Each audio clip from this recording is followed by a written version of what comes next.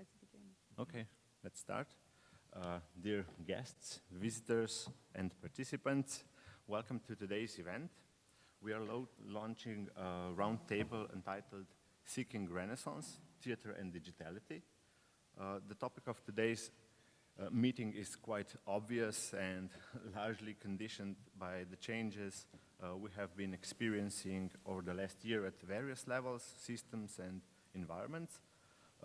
We will try to reflect on online theater appearances, empty auditoriums, online presences, digital potentials, things that are associated with dealing with the hibernation of the theater and its creative processes, in the absence of the public or without contact with the audiences and so on.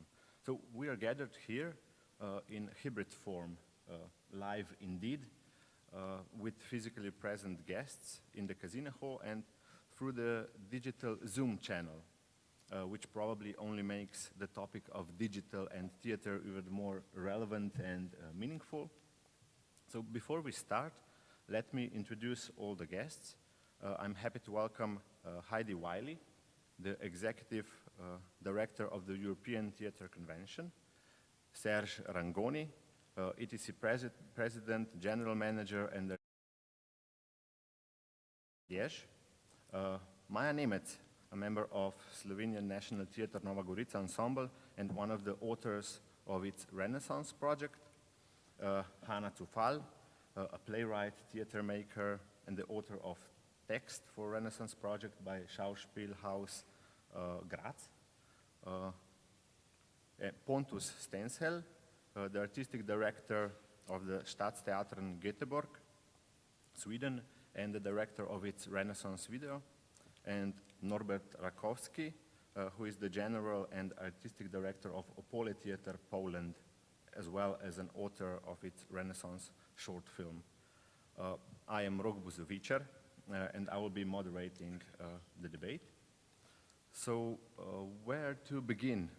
It seems it has all started when everything stopped. That is to say, approximately a year ago.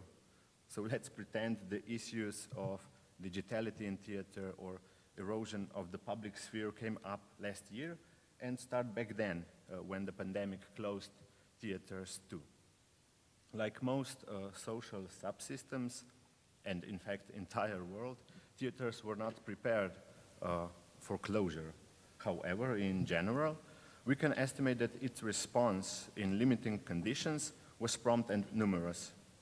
Theater started or intensified communication on the internet and social networks, thus maintaining contact with audiences, offering numerous contents via the online media, performing and broadcasting live performances, premiering, and other online projects. So we can say that the online presence and social networks were the first response, reflex, the reaction of the theaters.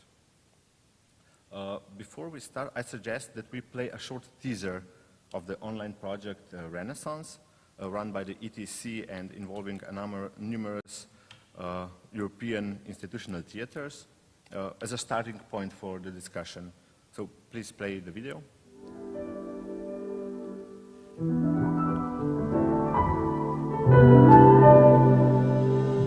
Great theater, great again, great theater, great again.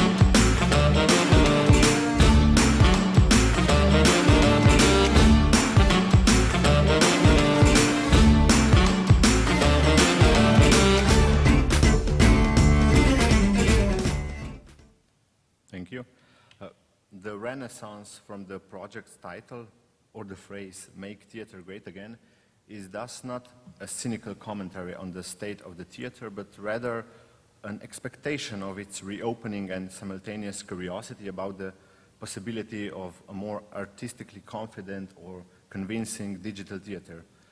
I know this is a too long an introduction, probably a result of isolation and anxiety, but from now on, only questions, I promise. So EDC, as the largest network of public theaters in Europe, has a great insight into the problems faced by theater communities around Europe. To begin with, Heidi and Serge, what was your motivation behind Renaissance, its aims? It's for you both, so maybe Serge, you can start and Heidi can. But our first idea was really to have a point of exchange between us, and being a network, as you can imagine, all the situation was so difficult to maintain a contact, and in the same time, not only a contact between people, but a contact between artists, an artistic contact. And this was really the idea to give a kind of format and to ask to everybody to do something in this format, because we had obviously a lot of time. Some theaters had actors in the theater without any audience, so possibility to make something and to make a thing that we cannot make in a normal time. Yes, absolutely. Yeah. This was after the first waves of the pandemic settled down a little bit. It was at the beginning of this year that we started to really think together well. It became obvious that traveling is still not possible in the next months, and probably not until the end of the season. And we really felt a desire and also a need to think, well, how can we use now what we've learned in working with digital dramaturgies, with rehearsing online, but also how can we devise this for the new digital stages that some of our theaters have already put now in place, and they already said we'll definitely keep this.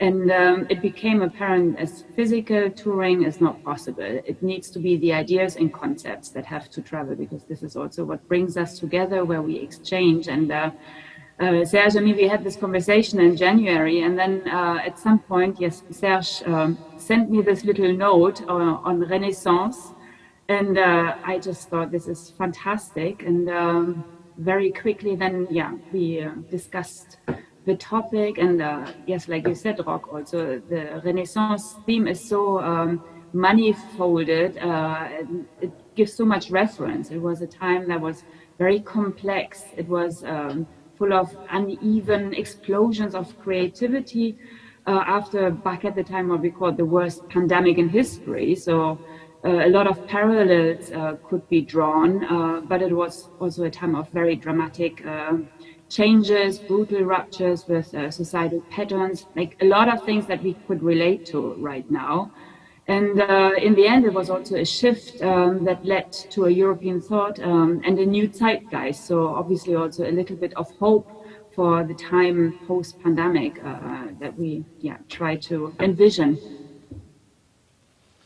So at the same time, it was an reaction, urgent response, and it had also a developmental vision embedded in the project. Are these theater digital responses in times of closure a sign of theater's endurance, preservance, or more of an acceptance of situation, coming to terms with it even? What do you think? You're talking to both of you. I don't know, maybe Heidi, you can start. I think, yes, theater obviously tries to think always not just on the spot to immediately react, but to look at things in the broader context. But so this was also a little bit, I think, what we will see when looking at all the different responses to the Renaissance question.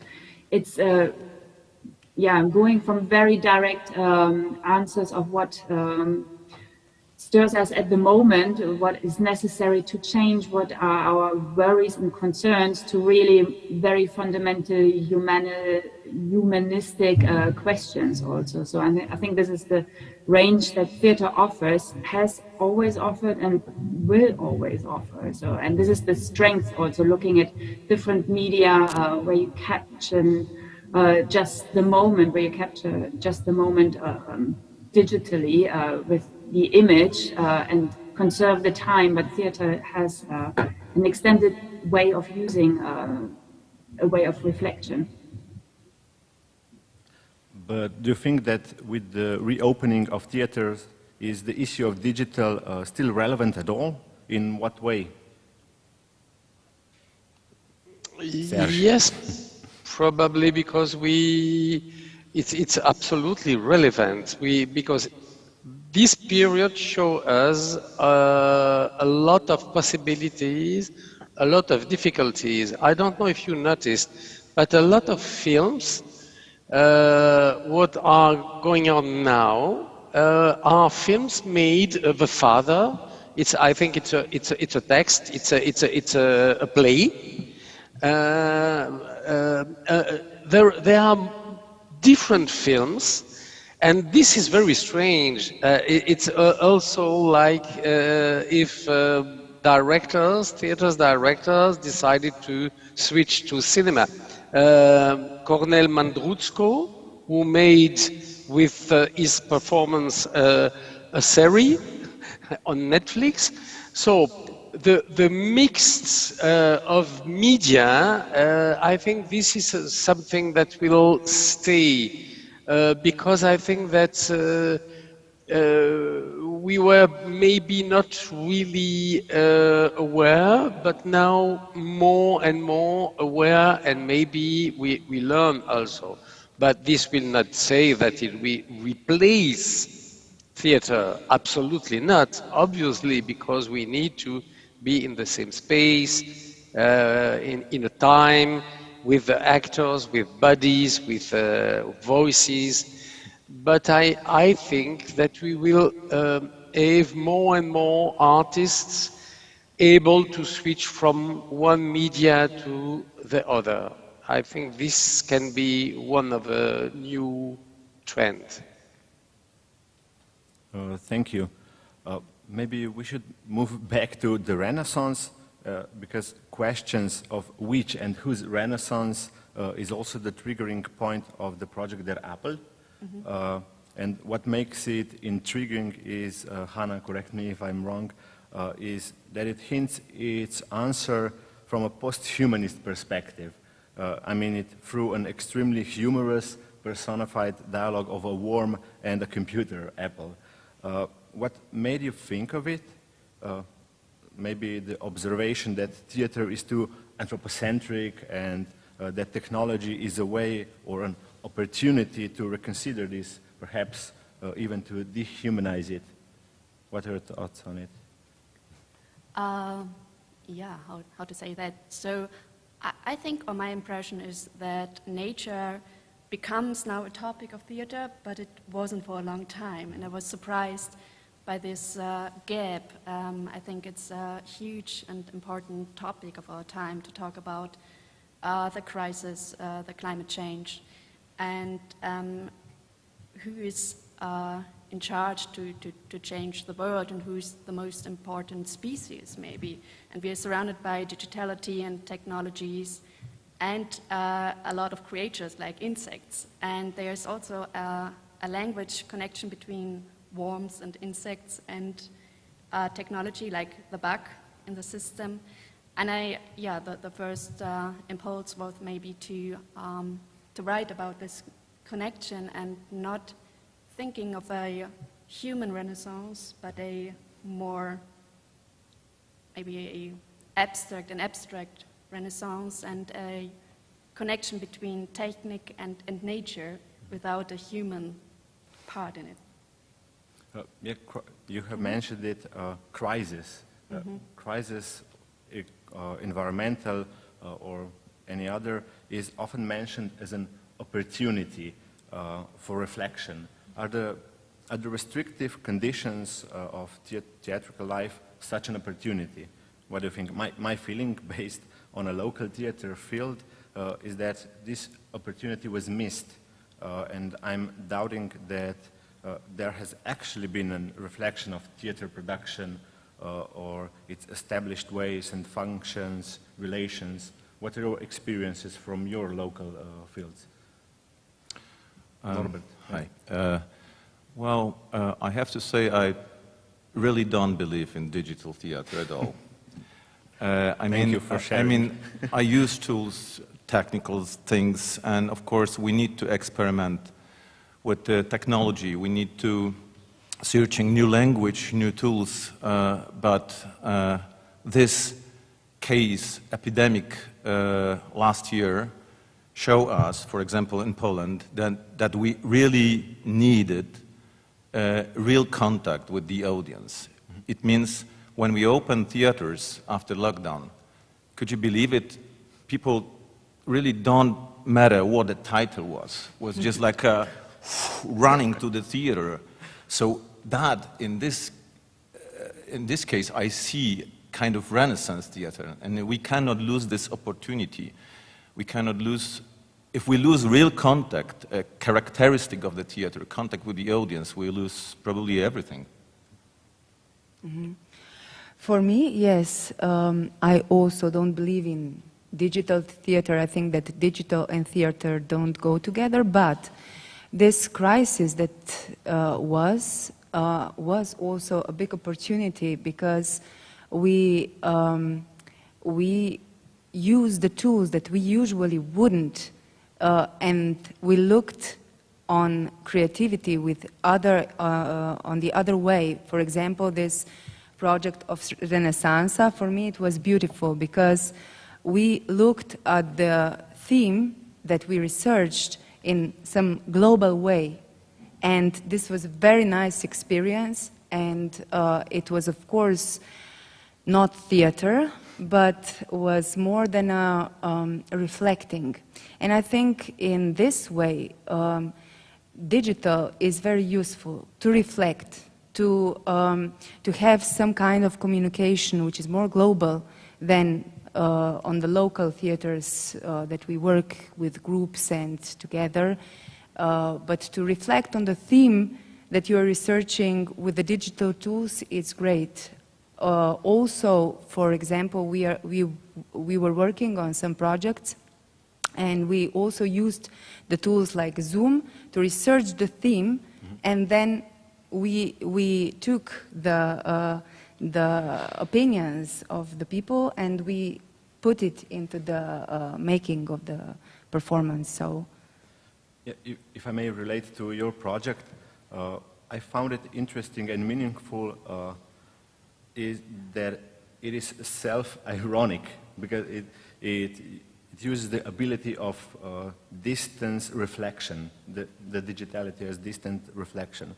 And your video plays out, how to say it, a common theatrical situation, relations between creators and the content, common phrases or feelings and expectations in mystified process, imperatives such as don't be too experimental and so on. Yeah, maybe you can add something, or I can... Yes, it is, it reminded me, as Hannah said, that this nature, the connection to nature, and we also started with the puppet from the stone. What is civilization and our creation and the nature and this relationship? And then how do we create?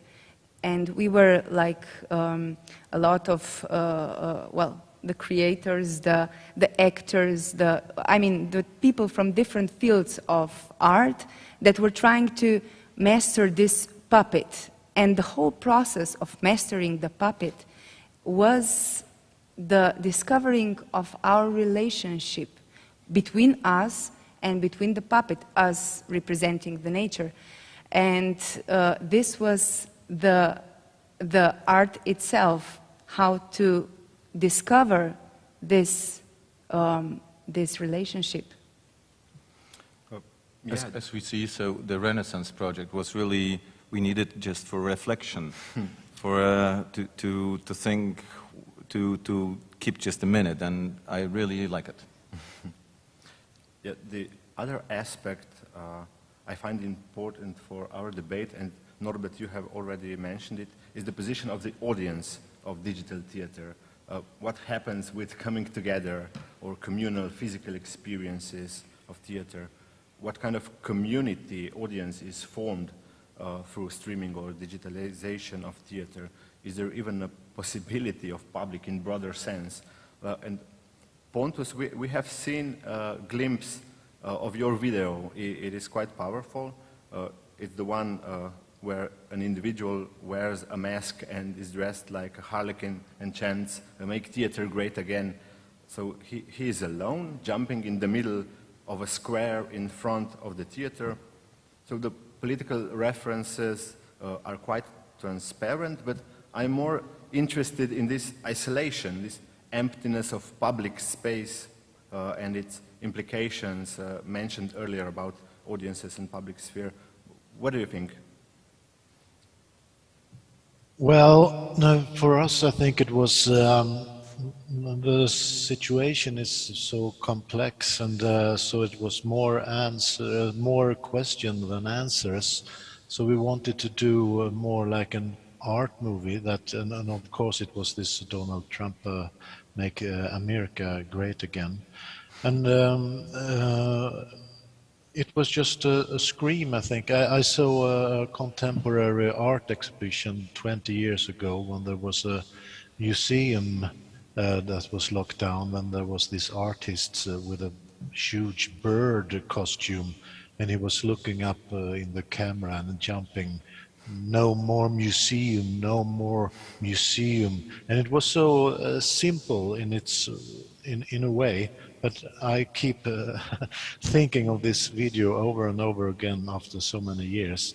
So we wanted to do something like that, and then we talk about this situation, because it's at the same time you're so alone, but you're still together. So it was so it was just trying to do a scream of questions in a way.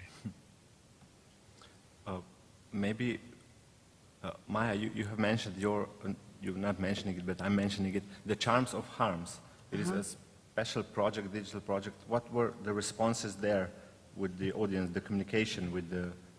First, the show was meant to be live, so after that lockdown happened. So we transformed this to 3-4 different evenings. The first 2 evenings were then live streaming, but it was video. It was not, we were not live performing. We shoot everything and then we put it online. And the third day it was radio, and the fourth day it was Zoom. It was kind of meeting with the audience. This was very good experience, how to transform the idea that was live show to something digital. And now we were rethinking how to put this digital performance back to life. So we are thinking how to put together the show and put apart the show. So putting it to the digital form and putting it from the digital form and to connect with the public. So this is kind of, for me, maybe a little bit digital theater, but it was nice that we had the last evening that we had Zoom contact.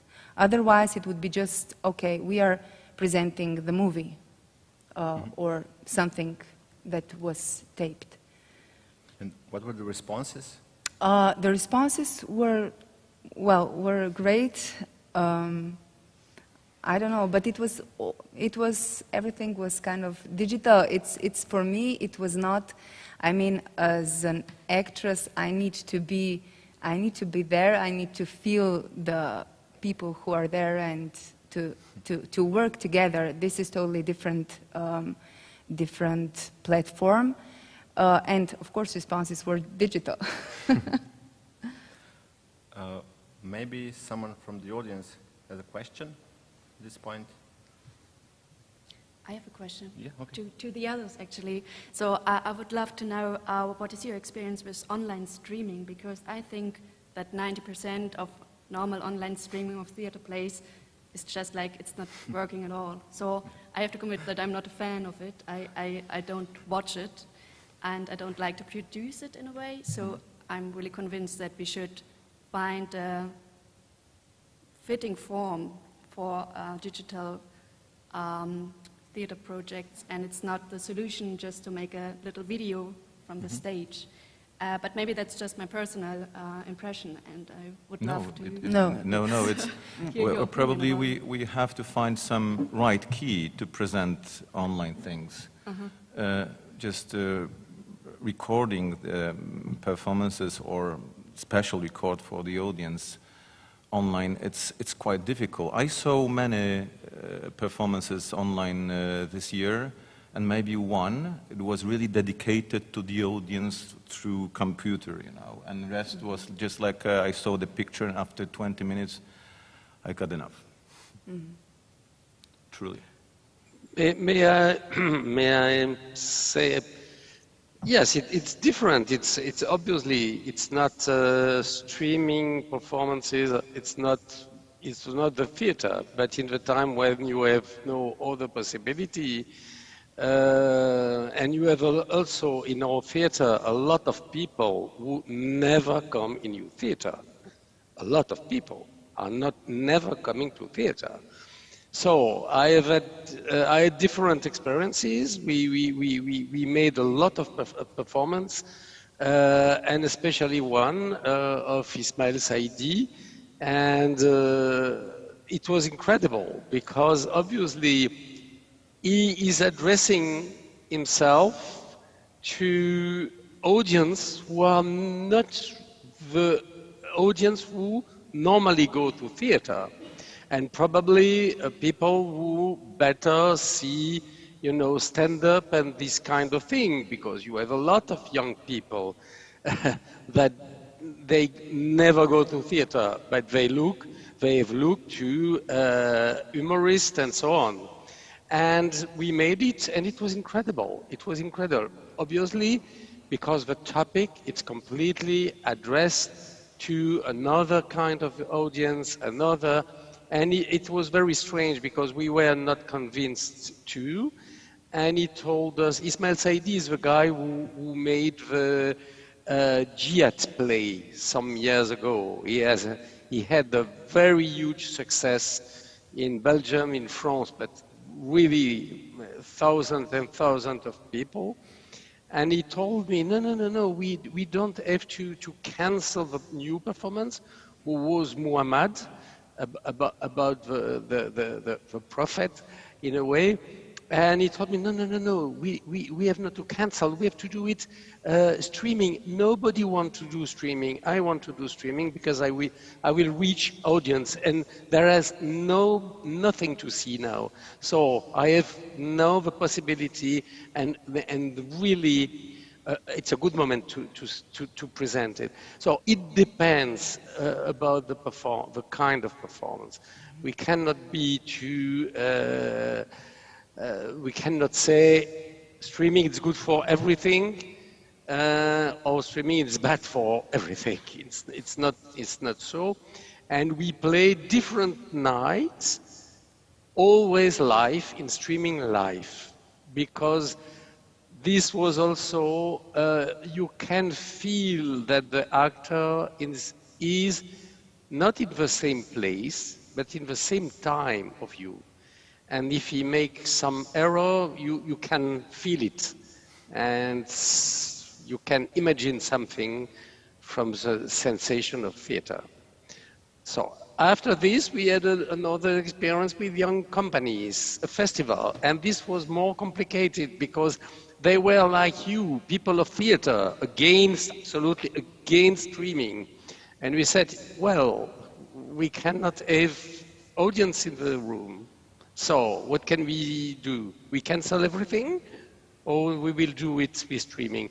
And at the end, a large part of them were at least happy about but it works in some performances and better than in some other.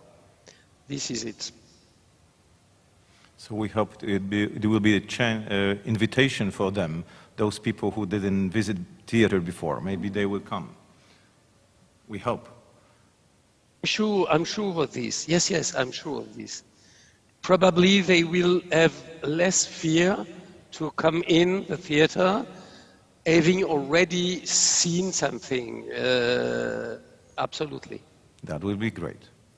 Yes, this is to encourage with the digital technologies people to come to the theater. This would be the right recipe, rather than develop some kind of digital theater and then they would stay at home and see the digital, right? So it's just taking the right tools for the right theme, for the right performance, to present it on the right way so that we can get the people, we can show them, and then eventually they would come and they would go live. That's a good idea. Yeah. Pontus, maybe you can add your... Oh, sorry, Heidi. Oh, sorry, yes, I just jumped in because I think also this question of how digital theater making adds our experience is really something that with this pandemic accelerated our learnings on so many different levels, that we have now a whole range of new instruments that we have tested in different degrees, in different contexts, and that helps us to choose maybe even more wisely, or just to address, like Serge said, some things might fit for one performance, for a certain company, or a certain performance theme-wise, or also how venues will be programming. I mean, there are lots of reflections going on, and a lot of things are tested, and no one has really yet a final answer or says, well, this is how it will be in 10 years' time. But I think an openness has been developed because we had to, or simply, to show us maybe additional ways and to learn more of the benefits that digital technology can bring to us. So would you say, Heidi, that it's more important for us to find out how digital theater is working, so for us, the professionals, and not so much for the audience? So, because I think that's also a nice opportunity to be more open for recent forms, not to... Both ways. Yeah. I think definitely it's in an increased ways for audiences to see theater. I mean, this Pontus just asked me how the project has going so far, Renaissance, and I think it's quite impressive. We've reached 85,000 people. I say reached. So this is like in social media, but it's been an international campaign. So it's been around the globe with those 5-minute films, bringing together 22 theaters, 250 artists from 18 countries. And I think also that Maribor Theatre Festival has been seeing this, invites it now to the festival.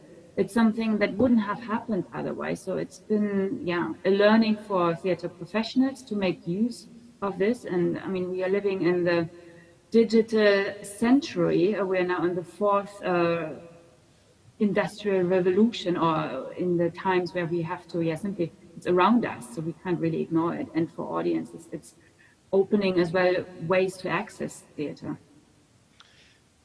Yes, I was just to add, tomorrow morning there is another conference meeting about Taiwanese performances of the National Theatre of Taipei. It's an international conference, And with Niels Arman and I, we have to comment performances that we show before on Zoom. And we will have a discussion. So it was, obviously, it should be better to go there and to see the performances, but it's also a kind of new strategy, at least not to lose contact. So there is different level, I think, and I suppose that you have seen that in New York they continue to play and to broadcast performances, and you can buy, because this is pay-per-view performances. And in Amsterdam, Ivo Vanov has made a huge program filming, but obviously with a lot of money, but really realizing films of performances, because he said, I need to do this in order that the country where, and the continent where I can go now, they don't forget the work, and they can at least have a kind of access, because otherwise we will never go there after the pandemic. So I think that we speak from different kind of performance to film, different techniques, and also different way of using and utility of film performance films. Thank you. Pontus, can you share, please, your Swedish experience of streaming and different types of digitalization everyone had around? So Well, it's interesting here to listen to you all, and for me personal, I agree that it's different things. But for me, I'm the artistic director for Gothenburg Stadsteatern, City Theatre. And for me, we have talking a lot of this in the theater, because it's expensive thing if you're going to do it real well, and it takes time if you wanted to do it real well. So I think in the future, if we want to do it a digital theater, we have to maybe do one production less a year or something, to put money and time and knowledge into the project, not just filming it. I think that's, for me personal. In the beginning of the pandemic, it was really exciting, and I could see shows from all over the world from the 70s. Then it became a little, your stomach was filled with it. And for us also, it's a very social thing, going to the theater. Our audiences want to come and take a glass of wine and talk before and talk after, and how could we do this in a digital way that it's feel that we are all together. But I think it's a lot of money, it's a lot of knowledge and a lot of time that we have to spend if we want to go that direction. Thank you. Do we have any questions from the audience? Okay, then maybe we can continue with another topic connected to the previous one. I realized my personal yearning for pre-corona normality, which is disguised as a future possibility, you know, meaning imagining sold-out venues coming together without restricting measures, communal experience, and so on. It got me thinking about your short film, Norbert, which is depicting vacant theater venues, empty spaces, and the sentence, imagine the possibilities. Well, what are we imagining today? Romanticized, nostalgic sentiment of pre-corona times, or to put things differently, how come that we are not imagining impossibilities? Maybe this is a question for all of you. Yes, this is a question for everybody, because there is more question, as Pontus mentioned, than answers. Well, this movie was was recorded in a very strange time when we had a reconstruction of the whole building, and there was any social worker, administration, even, of course, actors. And it was really the first time the space, it looks like totally without a breath of a theater. And this particular project showed me that we need to think maybe much more serious, maybe much more deeper about theater, what we want to do. And it was kind of border for us, and we wanted to show in kind poetic way. So in the end of the movie, there's a little boy who is watching on the stage, and I don't explain what he see. It was just to start to talk about what we can imagine after pandemic, because nobody knows. And probably everybody got just the feeling with hope that we somehow return to normal life. I mean, the life who we can meet the audience. And I totally agree, of course, with Serge that we need to use in the right way every tools to communicate, because we are in 21st century, of course. But I can just imagine what will happen in closer 5 minutes than nothing. Sorry. Maya? Yes. Of course, this yearning for being together and going back to normal is right now when everything opened, kind of opened. It's like just we want to be together, we want to share, we want to just be like it was. But for me, this crisis was an opportunity, because before we were thinking, okay, where the theater is going, how do we get more people to the theater, and we were all the time questioning this.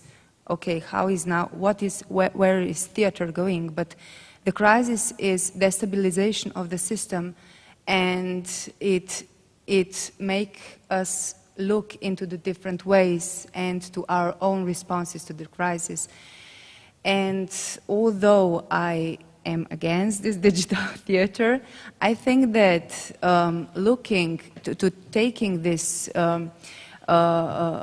tools from the digital world, from everything that young people use, interactive social media, whatever they use, it will merge to some kind of different creativity. I don't know what is that going to be, because as they invented the camera, they didn't know that afterwards there are going to be big movies. So I think that it's the creativity that we need to pursue and to embrace all the tools that are right now, because we really don't know where it's going to, where are we going, where we headed. Although we are human beings, and human beings need to be in contact, in physical contact, not in, we share information not only with verbal or visual things, but there are so much more to it. Yeah, I really wanted to say something about the audience, because I noticed after lockdown, when the people come to the theater, they are really focused on, they really concentrate on every play, and this is completely different audience than before. I mean, they are really fragile for every details. So this is really renaissance of the theater. To continue with the impossibilities, yeah. Maybe that's a good point you make, Norbert, because I think what this year has shown us all is really the fragile system of theater in society, of just being labeled non-systemic relevant. I think that was an outcry to our institutions, to our art form, of being really put on the side of society, whereas we always claimed this is a public space of important dialogue and so important for democratic togetherness. And this has been something, I think, also what we have seen in ETC and in the discussions we had with our political partners also, something that has been noticed, that the digital space can't be simply replaced theater, that this kind of debate, I think we had really a shift of debates throughout the year of the reasoning what digital can be in addition to our work, but also why we need theater as a real space within a community and as an art form for those encounters and for audiences to meet, that this is something that we have been able to strengthen with all the efforts that everyone has made in their own place during this year. May I ask to the other colleague in Sweden and in Nova Gorica and everywhere, how is the situation? Because here in Belgium and in France, for instance, yesterday there was an article in Le Monde telling, unfortunately, there is no renaissance of theater because people are still not going. It's very difficult now. In Paris also, very difficult to go. Few people go to theater. Obviously, the weather was wonderful and restaurants open and bars, but so it's not we are not a big country like Poland, a big theatrical country like Poland, unfortunately. But it's, of course, not only my opinion. I was talking to my colleagues from every city, so it's really, believe me, this is kind of a miracle. So that's everybody are running to the theater, and they even survive 3-4 hours with the mask, you know, on the audience. So that's a challenge. But probably this is. I would like to know how it's in the other country, because in France it's not the same. Yeah, in Sweden, yeah, also because I heard the same things from Poland, that it was this renaissance of. So I'm really hoping it's the same thing in Sweden. Oh my God! But we haven't reopened yet. We start in September to reopen, so it's still just 8 people and so on. So we're still closed. So how many premiere you got on your fridge? Many. Hannah, would you like to add something about the impossibilities? Oh, well, yeah, maybe to answer your question. Yeah. So actually, yeah, of course, I want to go back to my old normality. I'm lazy, so I like my old social rituals. But I think it's more interesting or fascinating to recognize what is changing. I mean, I'm not idealistic, so I don't think that we have a big new change now and that everything is different. But I like to see how little things are changing, how we are thinking differently about politics, maybe about social responsibilities, about spaces between people, about global communication, and maybe about the privilege and the importance of being together in a room. And on the other side, I have to say, I'm not, maybe it's a German thing, I'm not sure, but I do not feel so comfortable with groups right now. I'm so into the isolation, or with just a little group of my best friends. No, sorry, it's fine. I'm fine. I'm getting better.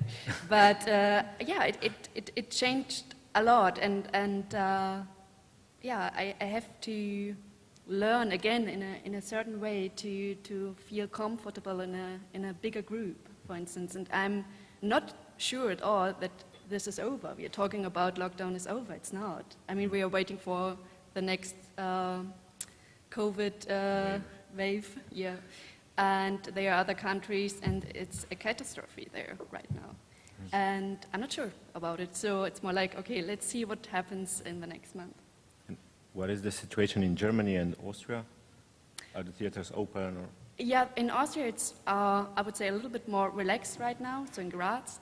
So theater is open, and Germany, so I actually don't know right now. I've been here or in Austria for 3 weeks now, maybe something is changing right now, but it was open for a certain while, and Sorry, may I ask, what do you mean with open? Sorry?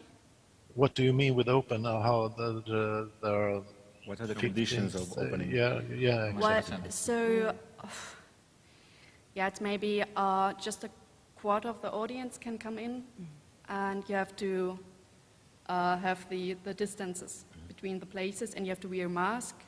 And I'm not sure about the testing strategy right now, but some theaters are not open right now, so it's different. And a lot actually, of restrictions. I lost the overview because I'm here now for several weeks, and I'm not sure right now. I think it's different in every state. Yes, in Germany we've got our federal state system, so each one has their own rules. But in Berlin, I think it's been 2 days, they lifted again also the restrictions, and it was initially only open air, and then people could go inside again, I think still with the mask and being tested or have to show a proof of being vaccinated. But I think in general there is a huge run, and tickets are very, very quickly sold out. And then there is the summer season starting next week, so it's only very few theaters remain open. No, there's a big run and a need to go out again and to have cultural life in general. And now the summer break is coming, so I think they are finishing the season right now. There are some open air festivals or little projects outside, and a lot of, I was wondering about other digital forms, because we are talking a lot about streams and online shows, but there's also like VR or KR, and there are other forms, and I think I just recognize that a lot of theater groups are kind of trying out other forms. Maybe it's just a trend, a thing right now, but that could be interesting for literature as well. Like I'm a playwright, and it would be lovely to try out some other forms, like writing with a computer system, for instance. And I think there are some things going on, maybe that won't work at all in the end, or it's maybe a little bit boring in the end, we will see, but I think it's another possibility to try out digitality, not just streaming, but robots and KI, and yeah, I'm not sure. What do you think? Is it coming? Don't know. Okay. We are open for 50% right now, and we're going to open in the end of June for 75% of the audience. Are you jealous? Any questions from the audience? May I ask if you have any, if there's no, sorry, maybe there's a question from the audience. Yeah, there is one from you.